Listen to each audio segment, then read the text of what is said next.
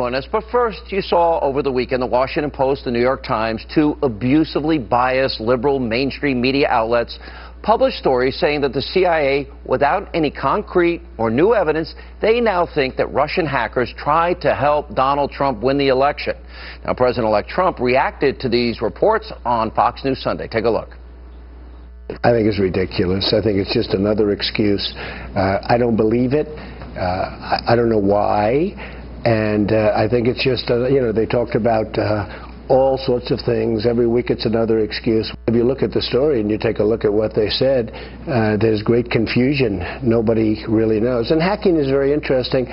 Once they hack, if you don't catch them in the act, you're not going to catch them. They have no idea if it's Russia or China or somebody. It could be somebody sitting in a bed someplace. I mean, they have no idea. So why would the CIA put out the story that the Russians wanted you to win? Well, I'm not sure they put it out. I think the Democrats are putting it out because they suffered one of the greatest defeats in the history of politics in this country. And frankly, I think they're putting it out.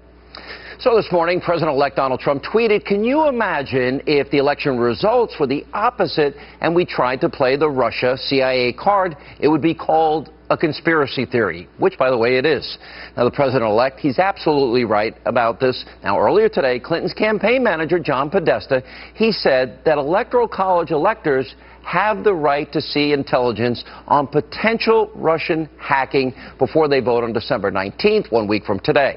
Now, can you imagine if the tables were turned and it was Donald Trump's campaign trying to do this? The left would go nuts. Now, before we get into the blatant hypocrisy on this issue, let's set the record straight. Let's lay the foundation. The left's recount scheme failed and failed miserably. So now they're going to blame the Russians. They'll blame hacking. Now, there's no smoking gun.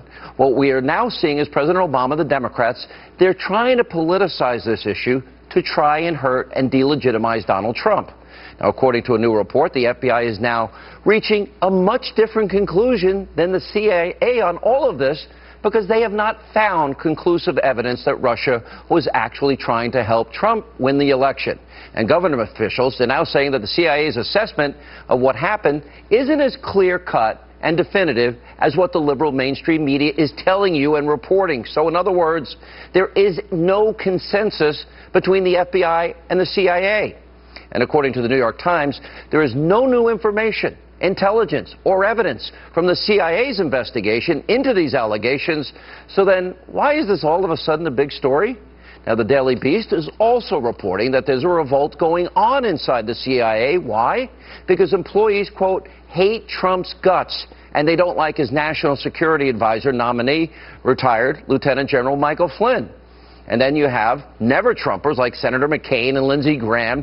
Well, they're joining Chuck Schumer for a, quote, bipartisan investigation into so-called hacking when we have no new information, nothing new from before the election. Now, we shouldn't be surprised by any of this. Why? Because they all have one thing in common. They hate President-elect Trump.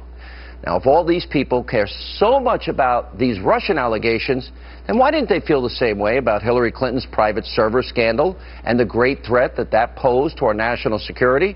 You may remember when the FBI director, James Comey, said there was little doubt that foreign actors gained access to Hillary Clinton's emails. Remember this.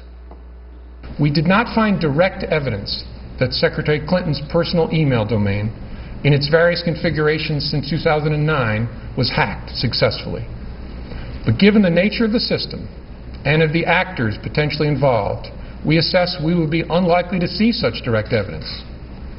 We do assess that hostile actors gained access to the private commercial email accounts of people with whom Secretary Clinton was in regular contact from her personal account.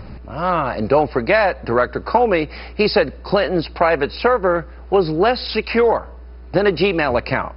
And according to Brett Baer's reporting from November, remember, authorities believe there was a 99% chance that up to 5 foreign intelligence agencies may have accessed Clinton's server and taken emails. So where was the great outrage from the left that is all up in arms now? And if they're so concerned about interference and influence, why didn't they care about the media and their collusion with the Clinton campaign? Remember WikiLeaks? Well, they exposed how the mainstream media was caught red-handed. What were they trying to do? influence the election, help Hillary Clinton win, including interim DNC chair Donna Brazile leaking debate questions to the Clinton campaign. How about doing an investigation into that?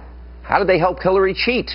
Now, liberals in the media, well, they've also been pushing the idea that Russia used Julian Assange to try and impact the election and gave WikiLeaks access to John Podesta's inbox. Now, Assange has said that Russia did not give him the emails, and when I interviewed Julian Assange on my radio show, here's what he told me about the Democrats pushing a connection to Russia. The Democrats are always speaking about how terrible McCarthyism was. And it was in many ways. But at least the USSR actually existed then, and there were actually Russian influence campaigns in the United States which were serious. What we're seeing now is Hillary Clinton and her campaign trying to whip up a neo-McCarthyist hysteria where she claims that effectively Donald Trump is an agent of the Russians, that WikiLeaks is an agent of the Russians. So what do we have here? We have, let's look at it objectively, we have the ruling party's preferred successor running around calling the opposition leader, in fact multiple opposition leaders, and the critical press foreign agents. By the way, isn't that the very terrible climate to permit? All right, let's concede. Julian Assange is a controversial guy, and a lot of people have very strong opinions about him. All right, so let's put that aside for now. What Assange has done is he has exposed to America that we have a major cybersecurity problem. Obama could have fixed this 8 years ago. It's a problem that President Obama has done nothing to fix.